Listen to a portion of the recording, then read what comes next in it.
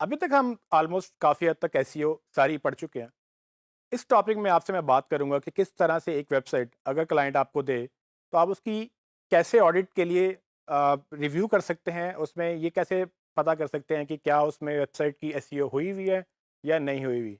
मेरी कोशिश ये होगी कि अभी तक हमने जो भी सीखा है, उसको हम एक-एक करके काफ़ी हद तक मैं आपको इस काबिल बना दूँ कि आप क्लाइंट से ये बात कर सकें, फ़ौरन देखते ही कि आपकी वेबसाइट की एसईओ कितनी ज़रूरी है। याद रहे कि मैं आपको इससे पहले वेबसाइट का ऑडिट और उसकी रिपोर्ट क्रिएट करना सिखा चुका हूँ। आपने बस उसी को ज़हन में रखते हुए इस वेबसाइट को देखना है। जो गलतियाँ नज़र आएँगी आप उसको लिख लेंगे। इस वीडियो में मैं आपको वो सब चीज़ें बताऊँगा जो मैं एक अगर वेबसाइट को देखूँ तो उसको मैं कैसे जज करूँगा। आपने अपने तरीके से इसको डिटेल में लेके जाना है डिपेंडिंग के आपको क्लाइंट ने कितने पैसे दिए। अगर आप फ्री में कर रहे हैं तो आप छोटा ऑडिट कर सकते हैं। अगर आप पैसे लेके कर रहे हैं तो आपको एक डिटेल्ड ऑडिट करना होता है जिसमें आपको फिर रिपोर्ट भी क्रिएट करनी है और रिपोर्ट के साथ-साथ आपने बाकी चीज़ें भी उसको देनी है, जो-जो भी आप क्लाइंट से कमिट करेंगे। सो आइए देखते हैं। अभी तक हमने जो सीखा है, इस वीडियो में मेरी कोशिश होगी कि मैं आपको वो बता दूँ कि किस तरह से एक वेबसाइट को देखते ही आप उसकी ऑडिट कर सकते हैं। सो फॉर एग्ज़ाम्पल अगर आपको क्लाइंट एक वेबसाइट दे और आपको ये देखना हो कि इसमें एसईओ हुई है या अभी तक नहीं हुई, तो आप उसको इन मराइल से गुज़र कर आप ये बता सकते हैं कि किस तरह से इसकी बेहतरी इस वेबसाइट में लाई जा सकती है और क्या इसमें बेहतर है और क्या इसमें बेहतर नहीं है।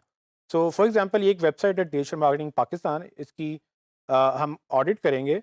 ये आप इसी तरह से समझें कि आपको क्लाइंट ने आपको ये वेबसाइट दी है ऑडिट करने के लिए या आप खुद अपनी वेबसाइट की ऑडिट करने जा रहे हैं। सो ये मेरा तरीका है किस तरह से मैं वेबसाइट को जज करूँगा, लाज़मी नहीं है कि आप भी इसी तरह से इसको जज करें। सो फॉर एग्ज़ाम्पल सबसे पहले अगर मैं इसको देखूँ तो मैं इसका डिज़ाइन देखूँगा कि क्या ये वेबसाइट मुझे बेहतर लग भी रही है या नहीं लग रही। सो अगर उसको आप ऊपर से लेके नीचे तक देखें, तो इसमें आपको काफ़ी कंटेंट नज़र आ रहा है। इसमें व्हाइट स्पेस बहुत ज़्यादा है जो कि कई लोगों को अच्छी लगती है, कई लोगों को नहीं अच्छी लगती। बाकी इसमें अगर आप देखें तो एक हेडिंग नज़र आ रही है, उसके बाद कुछ टेक्स्ट नज़र आ रहा है और अगर मैं नीचे स्क्रॉल करूँ तो एक और पिच क्लियर है, इसमें काफ़ी हद तक वो चीज़ें एक्सप्लेन कर रहे हैं कि वो क्या-क्या करते हैं। नीचे चल के डिजिटल मार्केटिंग की सर्विसेज आ रही हैं, उन्होंने 4 मेन सर्विसेज मेंशन की है और उसके बाद कुछ टेस्टिमोनियल्स हैं और एक फुटर है और इसमें बाकी सारा कंटेंट आपके सामने है। अब हमने ये देखना है कि टेक्निकली और non technically website SEO friendly है या नहीं। सो सबसे पहले अगर मैं इसकी डोमेन देखूँ, तो मुझे कुछ चीज़ें समझ आ रही हैं। फॉर एग्ज़ाम्पल इसका नाम इटसेल्फ एक कीवर्ड लग रहा है जो कि अगर आपकी वेबसाइट का नाम आपकी कीवर्ड के नाम पर होगा, तो एक अच्छी पॉसिबिलिटी हो सकती है कि आप अपने कीवर्ड पे रैंक कर सकें, क्योंकि आपका कीवर्ड ही आपका ब्रांड का नेम बन जाता है। तो डिजिटल मार्केटिंग डॉट पीके एक कीवर्ड स्पेसिफिक डोमेन है।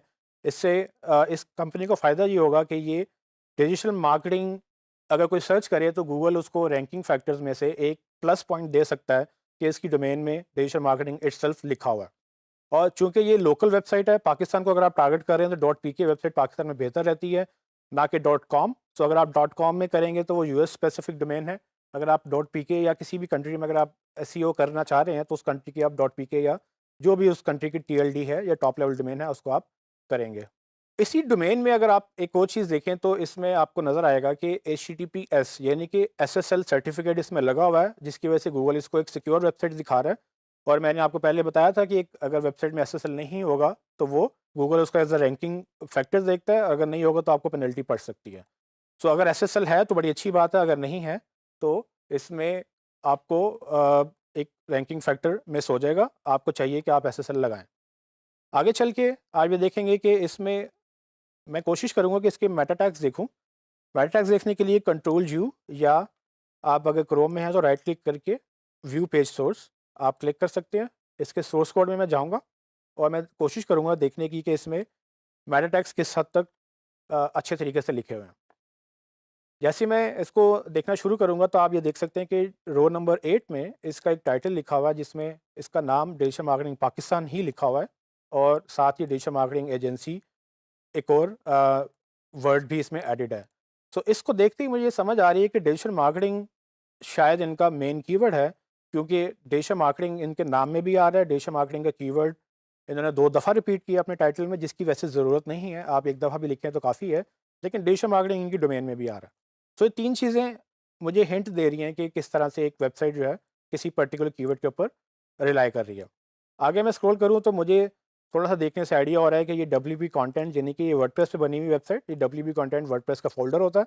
अगर आपको नहीं पता तो आप इससे जज कर सकते हैं, लेकिन अगर आपकी वैसे रेगुलर वेबसाइट भी बनी हुई है तो आप उस तरह से भी इसको एसईओ कर सकते हैं, उसमें कोई मसला नहीं है।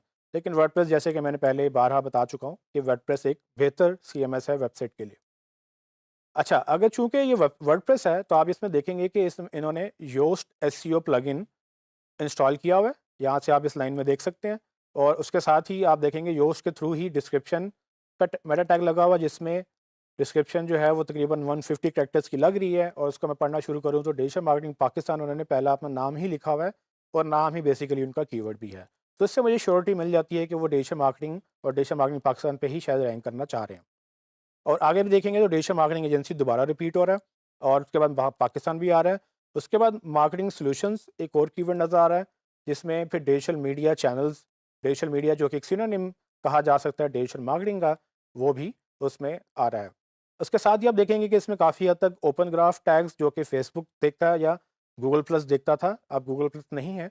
सो गूगल प्लस और ओपन जो बाकी सोशल मीडिया हैं वो ओपन ग्राफ टैग्स को कंसिडर करते हैं अपने प्लेटफॉर्म्स पे डेटा दिखाने के लिए।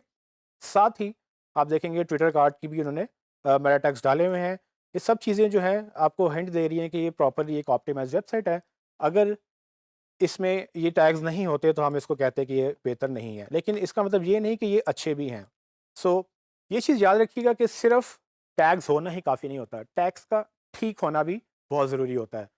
क्या वो टैग कीवर्ड ऑप्टिमाइज्ड है, इसका पता आपको तब चलेगा जब आप कीवर्ड रिसर्च कर चुके होंगे और आप फिर देखेंगे कि क्या डिजिटल मार्केटिंग पाकिस्तान एक अच्छा कीवर्ड था भी या नहीं।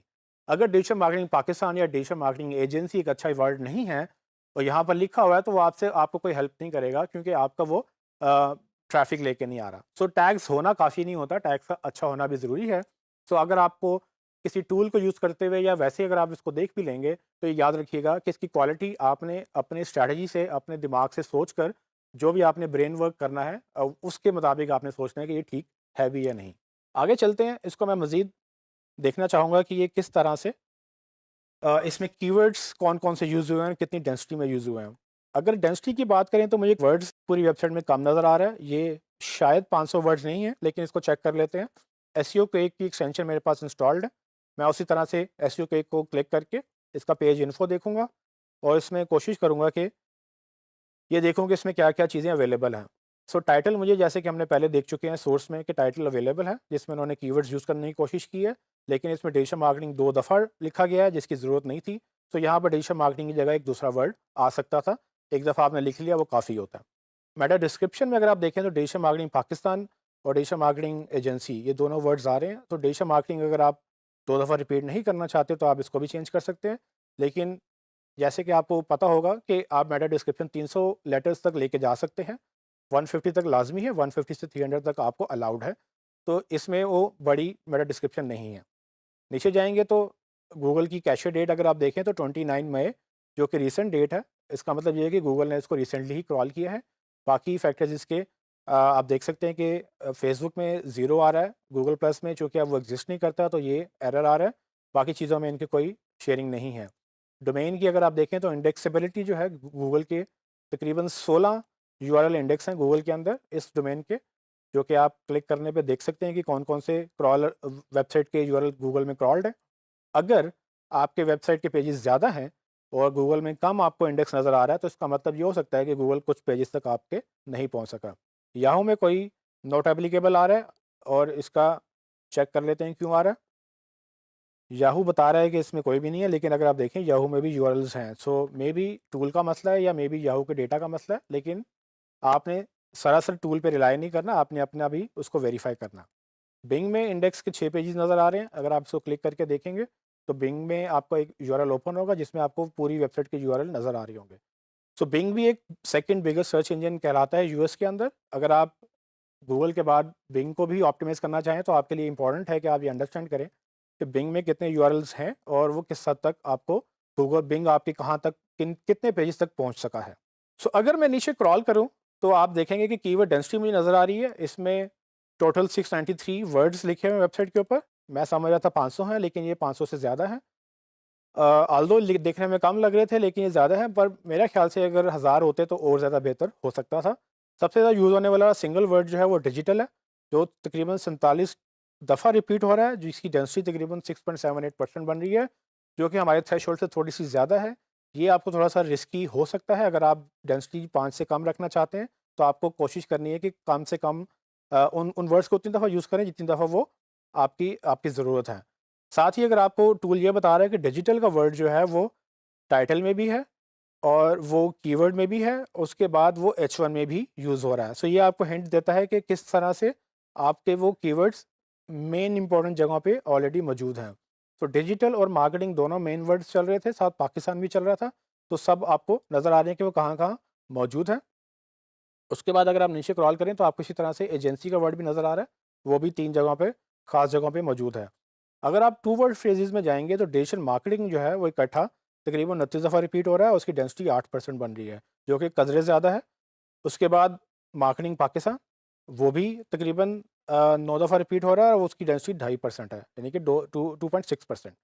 अगर आप देखें तो 3 वर्ड फ्रेजेज़ में डिजिटल मार्केटिंग पाकिस्तान जो है तकरीबन 9 दफ़ा रिपीट हो रहा है, जो कि कंपनी का नाम है, और उसके बाद जो सेकंड मोस्ट इंपॉर्टेंट कीवर्ड नज़र आ रहा है वो डिजिटल मार्केटिंग एजेंसी के नाम से है, जो कि उनका टारगेट कीवर्ड भी है। सो टारगेट कीवर्ड जो है ऑलमोस्ट वो उसकी मेन डेंसिटी जो है वो 1.73% है। हालाँकि डिजिटल मार्केटिंग और डिजिटल मार्केटिंग एजेंसी या डिजिटल मार्केटिंग पाकिस्तान, ये तीनों ही ऑलमोस्ट टारगेट कीवर्ड्स लग रहे हैं इसके, और ये आपने देखना है कि आप किस तरह से उनको मिक्स करके अपने ब्रांड के नाम के साथ या विदाउट ब्रांड नेम आप उनको यूज़ करेंगे। सो आगे चलते हैं, डिजिटल मार्केटिंग पाकिस्तान ऑन, ये 4 वर्ड फ्रेजेज़ हैं, जिसमें 4 वर्ड्स में आप देखेंगे डिजिटल मार्केटिंग पाकिस्तान के साथ ऑन आ रहा है, और ये तकरीबन 4 दफ़ा आ रहा है। On does not make any sense, जिसका मतलब ये है कि ये रेगुलर सेंटेंस में है, ये आपका कीवर्ड नहीं हो सकता। ऑन का वर्ड जो है वो कीवर्ड को रिप्रेजेंट नहीं करता। उसके बाद मीडिया एंड बिज़नेस डेवलपमेंट है, वो तकरीबन 3 दफ़ा रिपीट हो रहा है, और इस तरह से एसईओ और सोशल मीडिया एंड बिज़नेस, ये सारी चीज़ें आपकी रिपीट हो रही हैं। लेकिन आप ये देखेंगे इनमें कोई भी मेन कीवर्ड डेस्टिनेशन में नहीं है, कहीं पर भी टाइटल में या हेडिंग में नहीं है, ये टेक्स्ट में कहीं न कहीं रिपीट हो रहे हैं।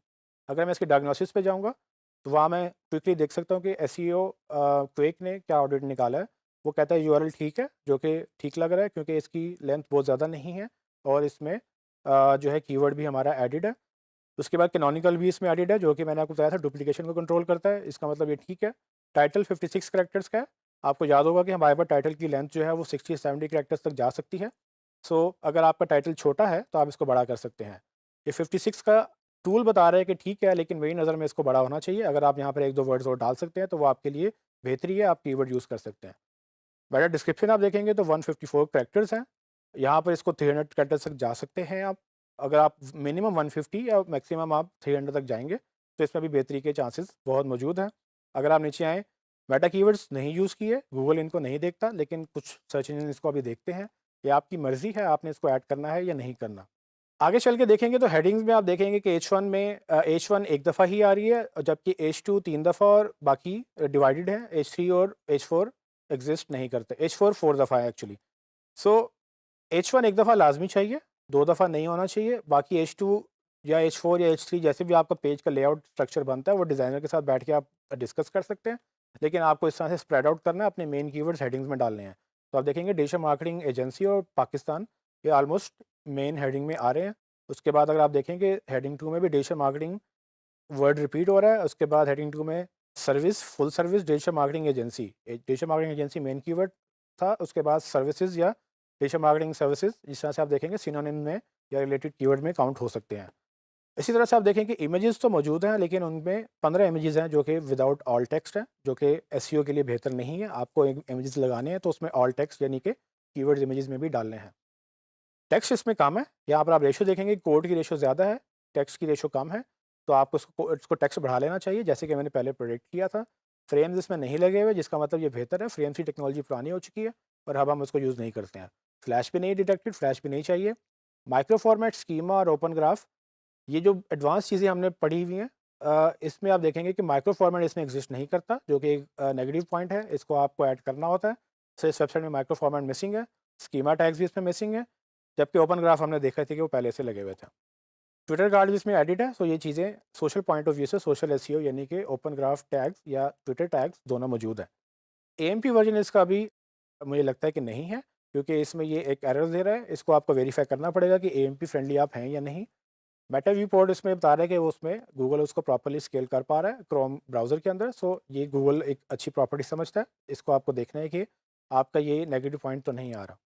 आगे चलेंगे तो बाकी सारे भी हमारे चेक मार्क्स आ रहे हैं जिसमें रोबोट डॉट टीएक्सटी एग्जिस्ट करती है। इसको मैं ओपन कर लेता हूँ। साथ ही मैं नीचे देखूंगा एक्सएमएल साइट मैप भी एग्जिस्ट करता है, इसको भी मैं ओपन कर लेता हूँ। और उसके बाद लैंग्वेज भी मेंशन्ड है इसमें यूएस की, इसमें डॉक्टर भी मेंशन्ड है, इनकोडिंग भी मेंशन्ड है, गूगल एनालिटिक्स इसमें इंस्टॉल्ड है। ये एक डिफरेंट टॉपिक है, इसका एसईओ के ताल्लुक नहीं है। लेकिन अगर आप गूगल एनालिटिक्स में ट्रैकिंग नहीं कर रहे हैं तो इसका मतलब मे भी आपको पता नहीं चलेगा कितने लोग आए हैं या आपकी वेबसाइट पर कितने लोग नहीं आए हैं।